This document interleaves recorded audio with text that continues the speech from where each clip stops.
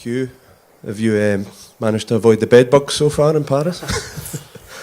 Yeah, that was the first thing I checked when I got into my room. Yeah, it's been fine. Hotel's lovely. Yeah, no bed bugs. How are you feeling? It's obviously a huge game. It all comes down to this for Scotland. How are you feeling personally about taking on Ireland? Yeah, pretty good. It's been a good week's training. Yeah, been looking forward to this game. We know what we have to do, but it's a great challenge. It's exciting. Yeah, a game we're really looking forward to. Ireland are on this incredible run. They're also on a great run against Scotland. You've run them close in some games, not so much in others. What makes you think this is the time that you can finally turn them over? Yeah, whenever we look back at those games, there's so many opportunities that we haven't taken. And obviously, you can't ever have sort of a perfect game, but something we've been striving towards is being more consistent and putting together an 80-minute performance, staying alive in every moment, and really just staying focused. We've had a few games where just 5 or 10 minutes of a loss of focus has cost us the game. So we know that we can't have that, but we also know that if we can sort of have that for 80 minutes and stay in every second of it, and take our chances when they arise, that we can beat top teams. So we know we've got the quality. We know we've got the game plan. We can win. We just got to go out and do it. And obviously, like you say, they're coming off a really good run, so we're not taking anything lightly. We know it's going to be very tough, but we've got belief. Hugh, you talked about that, 5 or 10 minute spell where you've kind of conceded a lot of points. Happened against France in the Six Nations and in the World Cup warm-up, and against Ireland and against South Africa. Why do you think that happens? Because if you take those 5 or 10 minutes away in all those games, you could have won them all, potentially. Yeah, I don't know why it happened. We obviously need to stop doing it. But yeah, I guess it's just a loss of focus. I think at this level, any sort of small loss of focus and mistake, you see it in all the games. Sort of any other team, you'll see just a small little moment. It costs you a try, especially at this level. So look, it can happen to anyone. We just obviously it sort of becomes more obvious when the game's closer, and then you can look back and be like, well, that's probably the moment where we can see the points there, and that'll be why we lost. But yeah, I think just sort of cutting out small errors and yeah, just sort of staying in it. And one thing we've spoken about over the last couple of weeks is just our animation, our communication, and something that's going to keep you all connected and just keep you all connected sort of in every moment for that 80 minutes. Grant, the lads that were up for press yesterday, Blair, Xander, Jamie, the kind of language was real kind of up and at 'em, not die wondering, all this kind of stuff. Has there been a noticeable increase in kind of emotion in the squad and that kind of hard talking? Yeah, I think there has to be. What the boys said is true, that this is as big a moment as you'll get in your career. It's all or nothing for us. Hugely exciting, the challenge, stuff of dreams for players to go out in an arena like this, with everything on the line. Having had the journey we've had to this point, it's about bringing that emotion. Like, don't be scared of it. We're going to embrace it. We're going to put absolutely everything we've got into the game, and we believe that's going to be enough to win. Grant, in terms of Scotland performances that you've been involved in over the past few years, which one is closest to the level that you're going to need tomorrow? I think there's a few, because we're in this stadium, the way we played when we beat France 2021, the way we defended in that game, man down at the end and came back, went through multi-phase at the end. That's kind of levels of effort that it'll require.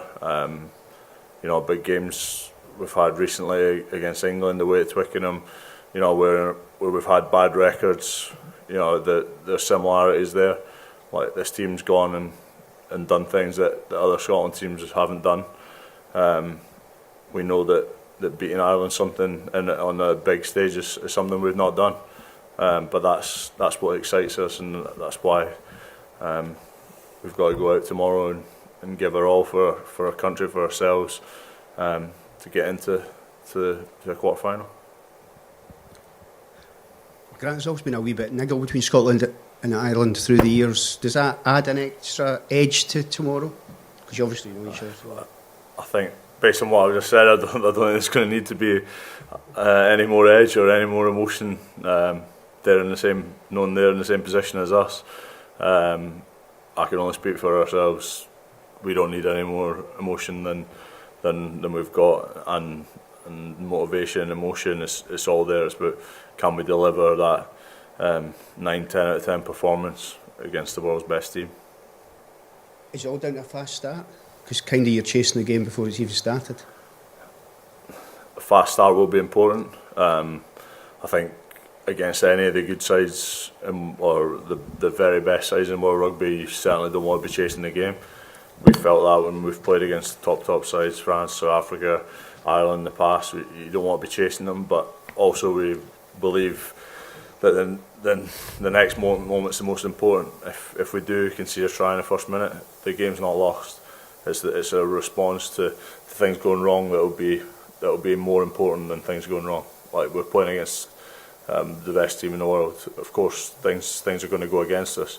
It's how we get more things for us than against us, and our mentality, that the mental side of tomorrow night will be just as important as the physical side. Grant, you could hear from what you said about the frustration about that record against Ireland, those 8 defeats in a row in the last 8 games between the nations. Do you think that's an unfair representation of the difference between the teams? It's reality, so it's what we have to face. So I don't think it really matters what my perceptions are. I think the reality is we haven't been able to beat Ireland in a long time. So that's the record that faces us. But like I said earlier, history and those kind of things doesn't scare this team. Like, we want to go and do things that we've struggled to do. That's the kind of challenge that gives you, the real special moments in your career, and that's what this team's striving to do tomorrow. Question at the front here. Hugh, you played in the win in 2017. What do you remember from that, and is there anything you can take from that game that you can use tomorrow?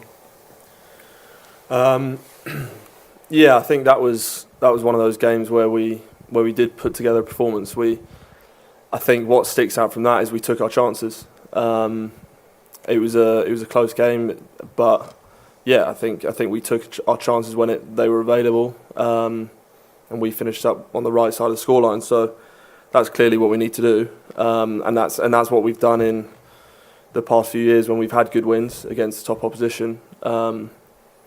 You just need to you have to be clinical. That's really it. Miles at the back. Hi, Steve. Over here. Oh, hello, yeah. I'm fine, thanks, mate. The challenge of winning a match by a certain level of match points, be it 4-0 or 5-0, obviously puts a certain emphasis on attack, but the other route to that is making sure that defence is very solid, because that's just as important, isn't it? And finding that balance in mental approach this week, how difficult has that been, or have you found the players sort of responding to that message very well? I think that the boys respond to it, and I think it's always, whether you're chasing 4 tries or not, the balance of that, like you said, is really important, and we've got to back who we are first and foremost. And again, it's like here when everyone's saying it's just trying to get those moments more for us or less for them in around what that looks like, but ultimately we have to concentrate on the way we've been playing over the last few years, and there is that attacking mindset. And we know in around defensively we've had some huge moments in winning in England and things. We've got to remember those from past experiences, like beating Wales. So those moments, we know we're going to have to be at it. And ultimately we know as well, Ireland are going to have the moments in the game. It doesn't always take a lack of focus or like a lack of doing something. The opposition are the number one team in the world, and they're going to have moments in the game, and I think it's how we respond and take energy from that. And there will be moments where Ireland will be on top, but I think for us then defensively is to really feed off that and how we can get the ball back or repel them near close to the goal line if they get an opportunity. So I think it's just that exciting mindset of how can we get the ball back for these boys to go and score the points that we need, but also if we can't get it back, it's repelling Ireland as best we can. Any more questions? Okay, well, thank you, ladies and gentlemen.